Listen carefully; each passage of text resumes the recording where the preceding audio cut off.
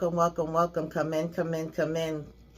This is Tamika's Den. I'm Tamika. Get on in here, y'all. Get on in here. Kick off your shoes and relax your feet. You are now in the den. So, guys, this is my little recap interview with a vampire.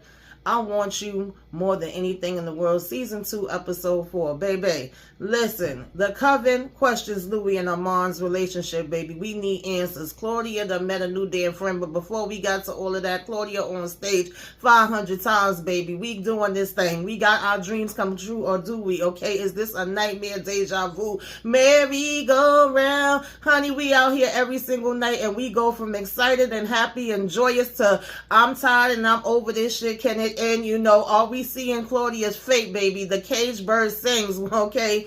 We over here, you know, trying to fly out to get to our freedom, breaking down and falling down, you know, broken wing, baby. Is this Claudia? Yeah, it might be, because, honey, Santiago and them is all over it. They tired of it. They sick of it. They love to see Armand breaking it down, getting all harsh and hard on her, but yet we okay with, you know, Louis and whatever the hell he do. And Santiago said that's a no for me. He don't like Louis. Louis don't like him. We don't like each other, to the point that we gonna run up on each other, or Louis gonna run up on him. Okay, if you Buck was a person, hold that damn tongue and say, who the hell you think you talking to? Okay, I ain't hear you. I ain't hear you. What you said, say it louder so I can really hear you. Okay, say it to my damn face. Oh, that's what I thought.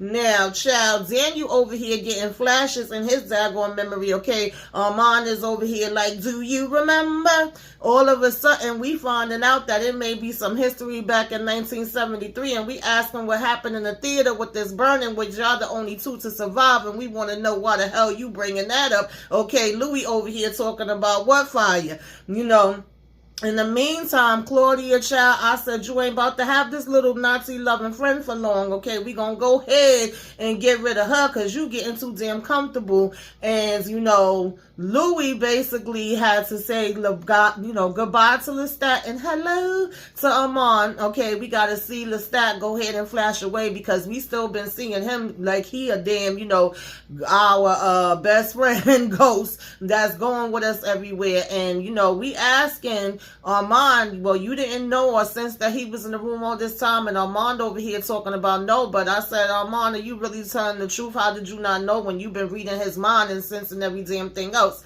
I find that hard to believe, unless you actually was able to teach Louis the tricks and he had found a way to block you out from that. But you know, we gonna carry right along like we believe in you for right now. Now, we already know Santiago won Louis' spot, okay? He coming for the crown. And Armand is basically being told by Louis, let him go ahead and take it. Let him think that he's Charles in charge. But we know that Santiago has also been tapping around, getting into these books, and he's waiting for his opportunities to come in so that he could take this upper hand, you know. Where is this going to go, y'all? Let's go ahead and get into this daggone episode. So we start out at the beginning of the episode, y'all. Like I said, Miss Claudia's on this stage. She's doing the show. The show is a hit. The people are loving her. But baby, Claudia's over it, okay? And we knew she was going to be over it, because we know one thing that she really don't want to keep being reminded of and having to do is stay stuck being a damn child. At this point, she like, baby, I will go downstairs with the damn rats. I will lick off the freaking blood off the stage. I will do any damn thing else. Give me any other freaking job under the damn sun. But this one, okay? I'm over it. We don't want to be here. I don't like this damn song. You know, Santiago didn't like the song. And I said, well, is it because, you know, he really wants this to be the best thing, you know, since cooked rice and everybody to love it on behalf of the show? Or is it because not only is he jealous of damn Louis and the fact that, you know, Armand was supposed to take him out? It was very much given. Why is he still here, Ike? Why is she still here? Okay, get him up the hell out of here. What are y'all? Is this a relationship? And we got Louis saying yes, and then, we got Armand saying yes is a companionship, and we got Louis saying no.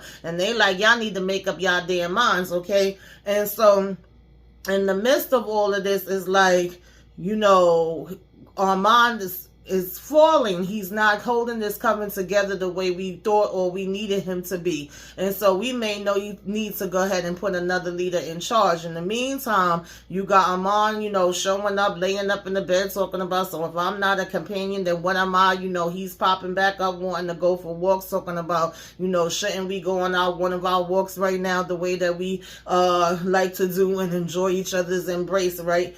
And you see that when the audience shows up, like we now have most of the people in the audience even dressing like Claudia, loving her up. And she does come across the woman that originally made the dress for her. And we do remember each other and have a little, moment of talking or whatever. And she's like, oh, I know the place that you be at. I done seen that show. And, we leave a flyer with her. So we know she going to end up showing up to the show again.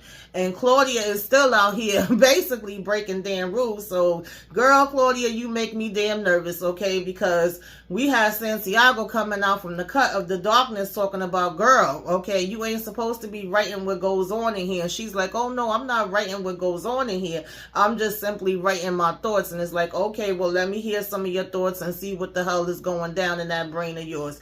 But she ends up throwing the book down where the rats is at. And he's like, oh, don't be melodramatic. It ain't that damn serious. Just be happy that it was me that caught you and not one of the other ones, And he basically takes the book out and gives it to her. And then he's saying, well, I'm glad you say nice things about me because, she was kind of complaining about Celeste and them. And he was like, child, you know what we say about them around here. So it's like he's very much giving nice nasty, right? And, Armand was looking jealous when Louis is talking about how he could feel, Lestat on his neck and he could feel the touch of his hand. He's there, but he's not there. And we like, well, you know what I mean? You a little schizophrenic, Louis? And it's like, well, I don't think that's a term for vampires, right? That's something that you humans use. It's probably somebody that'll read this book later down the line that may psychoanalyze that and they could go deeper. But if you want to know how it felt to me, that's pretty much how it felt. And Armand was looking and very much giving jealousy. And it's like, well, you didn't know that he was in the room with you. And Armand is saying no. But like I said, how is it that you didn't know? How you didn't pick up on it? Was it because you just wanted to be oblivious to it? Was it because Louis did learn how to block you out and make it where, you can't hear his thoughts because he did tell him that he was going to teach him how to practice and get better with it? I need to know, okay, what is the truth? But we all go out to this dinner, okay, celebrate good times, come on. And Louis just going on and on. He's stupid, ecstatic, and, telling Claudia about how it's been on the scene with the arts and the photo and the food and the people and the pictures. And you got Dagon Santiago literally sitting here mocking him, saying every single thing he's saying right along with him word for word, because he was already just looking in disgust like, oh, I don't even know what the hell he sees in him, what he likes about him. He make me want to throw the hell up. He not even that cute, okay? And you also have the other people of the coven telling Armand different things that's been going down while he been out here in these streets walking around with Louis, and we need a little bit of damn order going on. And so, baby, the way Louis flew over there to damn Santiago and grabbed up that tongue and was like, I don't hear you, because he told him, what are you, a damn parrot? Okay, you a monkey, you a clown, this what you like to do for the damn show. He like, come on, monkey, I don't hear you, talk up, bitch, talk the hell up. I said, ooh, that kind of turned me on. Okay, Louis, I see you. And Armand got pissed off and made everybody say, freeze, okay? He did the mute challenge out this bitch, and he was like, y'all better go ahead and get it together, and if y'all want to act a damn fool like this, y'all gonna have to do it when it's dark. So now we looking at these pictures that's supposed to be Louis, but we seeing a whole bunch of other pictures put in that is like, this ain't it, this ain't mine, where these come in from. And we trying to say that, maybe it got put in there by mistake, and Louis is really upset, like, don't play in my face. I don't want you to think that I purposely put in some pictures that's not mine. I don't play that game. One thing about me is I was a good photographer. But were you, Louis? Because baby, when we went back in time and we looking, basically he he was ready to bite dude's head off, because he was saying like, yeah, you have an eye to see certain things after the fact. That's what it basically was saying to me. But you are not that person that have the eye to be out here taking the photos. And he's going through all the photos and of course talking to old Ghost Lestat. And he's like, you know, well, what do you think about this photo? And I think it's good. And what do you see with this? And Lestat is saying, well, maybe you need a little bit more patience. I mean, just looking at it, yeah, do look okay. Don't look all of that. And maybe you need to wait, you know, for the moonlight to be moonlighting. And so he's actually just looking at pictures and burning them up at this point. And, you know, it's given very much, I'm going to pick myself up and try again, that, you know, these ones is not going to cut it. And in the midst of him doing that, you have Armand come around again, like, shall we go for one of our walks? And at the same time, you seeing Claudia at the dress store having this little bonding moment with her dressmaker friend. And she's just saying, listen, I wanted to cradle, you know, somebody to cradle my intents or whatever. You know, I wasn't trying to invite daggone Hitler in, but now I have became a traitor. You know, nobody don't want to mess with me. Hence why they got the damn stuff drawn on my freaking window or whatever. And she's also noticing that, girl, since the last time I seen you 2 years ago, your tits is the same damn size, you the same damn size, ain't a damn thing changed. And Claudia's like, you know, I done had a rough life, it's done been fires, I done lost my mama, my daddy, my brother, my sister, my cousin too, okay? It's hard out here in these streets. And she starts to see blood on her, and she was about to put them damn things out. She had to catch herself and tell her that she's bleeding. And, you know, as Maman and Louis get to this museum, and he just putting people in, you know, pause mode so they could get ahead and walk through. Louis is telling him, you know, I don't like a lot of this stuff that you're doing out here. I don't like when you do that. I don't like how you got Claudia over there in the damn dress stuck like she a damn child. And he's saying Claudia gonna do what the hell he told her to do in his damn coven. And he was like, and I didn't like how you tried to, you know, intervene between me and Santiago like you Papa Pierre. I've been dealing with people like Santiago the last 2 damn lifetimes. And so he was like, you know, I'm not Lestat. And he said, well, if you're not Lestat, then tell me who the hell you are. So now we gonna go down damn history lane with Armand and get a little deeper into him. Okay, cue up the damn violins and the tears, honey, because he begins to show us this painting and say, you know, this was my daggone master and my parents, you know, this is at about 20 years old, but at about 15 years old, my damn parents had, you know, sold me off to damn slavery, okay? And I was over here and getting this bruised and, you know, knocked around and everything under the sun in this daggone brothel. And whenever a stranger would come, you know what I'm saying, I was given to them. So he was saying the painting was the separation of donors, and he was like, as a contemporary maker, Marius de Romamos, I think. And he said, you know, the painter was in fact his donor and his maker or whatever, right? And so, well, the person in the title of the painting was his maker. So he was like, in this case, the donation was, you know, what was called in the modern day in kind. So he said, you know, basically, this is Armando, you know, and he was like, he was 20 years old here. And he began to just really go into, like, he was rescued from a brothel when he was 15, and he was like, I think his original name was Arun, okay, but I cannot confirm nor deny this. I really can't be sure about it, you know. And he was basically saying the abuse in the brothel was so much that he can't even remember what his damn parents named him, you know, originally. And so, you know, you just had Louis like really looking, and of course you seeing Lestat looking at Louis, looking at Armand, and he basically was saying that, you know, his parents has actually sold him to a slavery, you know, ship, and whatever the case may be, right? And oh child, you know, shackled to this boat.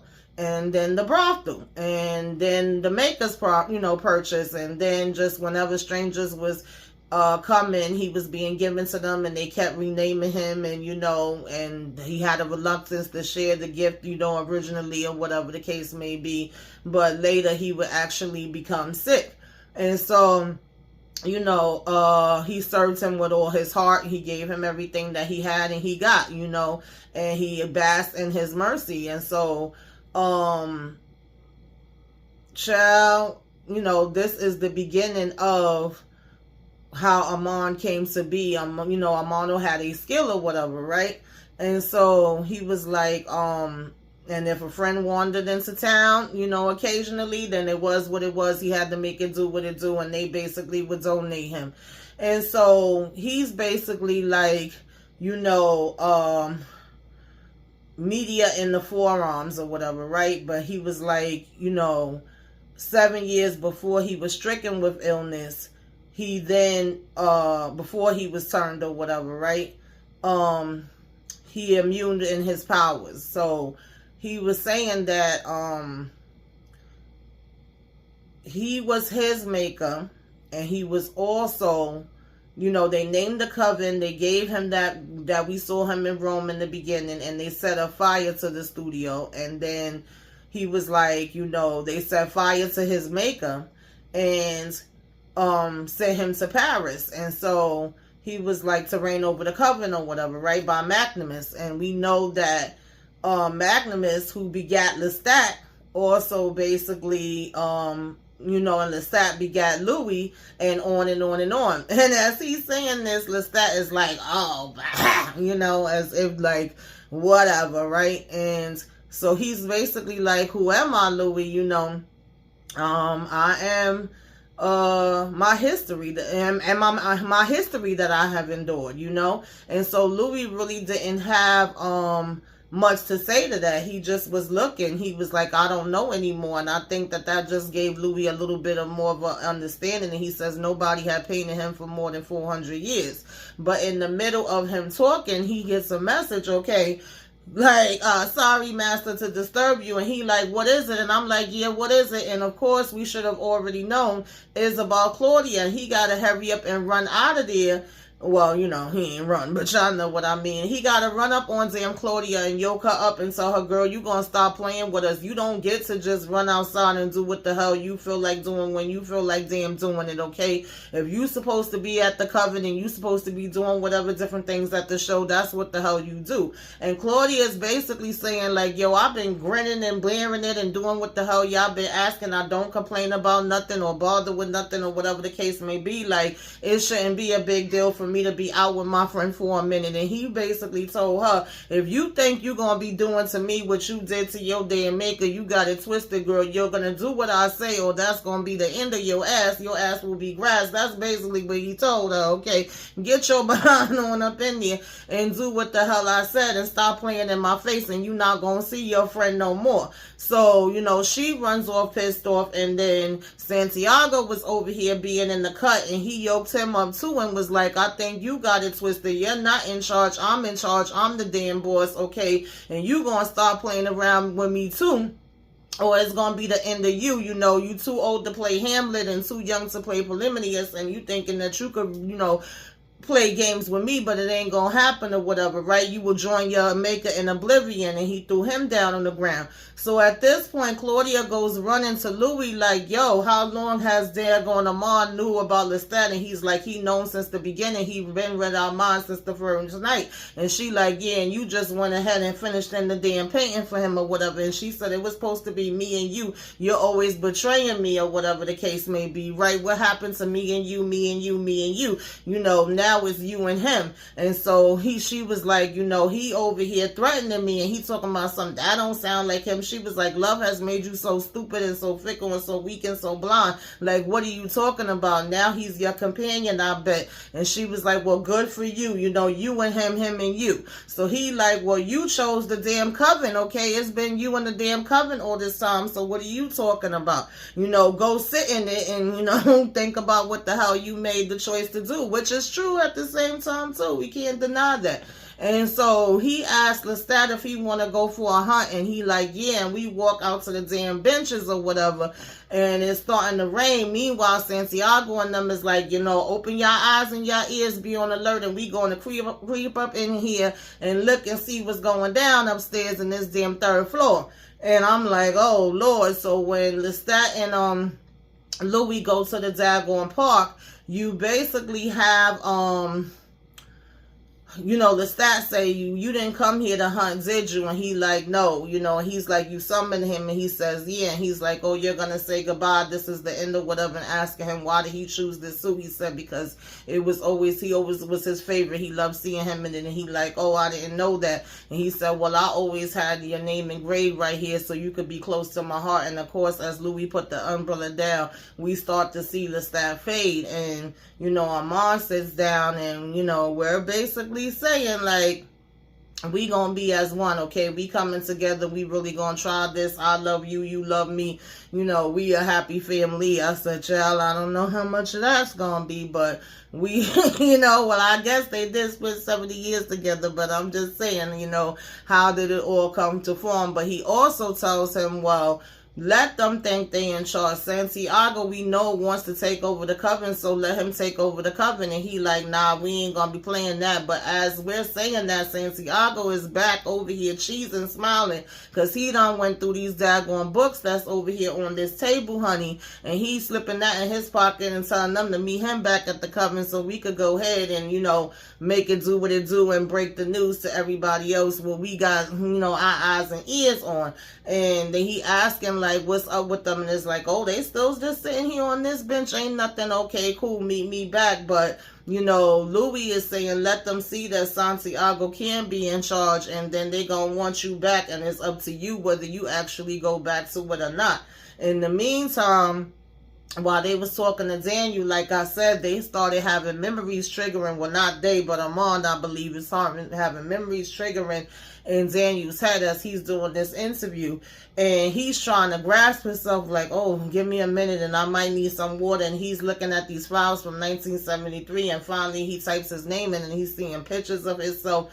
And as he's getting these flashes, and then he clicks on a, interview button, because now we done went back in present time, and Armand and Louis is having an argument about the fact of them slipping in these pictures that's not his, and how did it get there and all of that. And while they busy with that, he's basically getting flashes, and hearing the audio of him interviewing Louis all the way back in 1973. So did we like do a little mirror, little shimmy on his brain so that he couldn't remember these things that he already had interaction with them, previously? And when we asked about the fire, Louis was like saying, what fire? And our mom was like, how the hell you know about that? We didn't bring up nothing about no fire. And he just plays it off like, oh, well, my people sent it to me because they think the story that I was doing on y'all was about the fire. About Paris, and so they was asking me about, showing me the newspaper article of the fire that happened there at the theater, and he just, played it off and then changed the subject and went back to Claudia's diary saying, hey, did Claudia break Law 3 by her sitting here, putting in here different things that was going down with the vampires? Ain't y'all not supposed to do that? So y'all, that was basically the episode. Put it in the comments. Let me know what y'all thought about this one, honey. I enjoyed it. It was good. Let me know what you liked, what you didn't like, all that good stuff. Give me a wave. Let me know you came by. Put some flames up in the sky. Like, comment, share, subscribe if you are so inclined. So next time, y'all, toodaloo.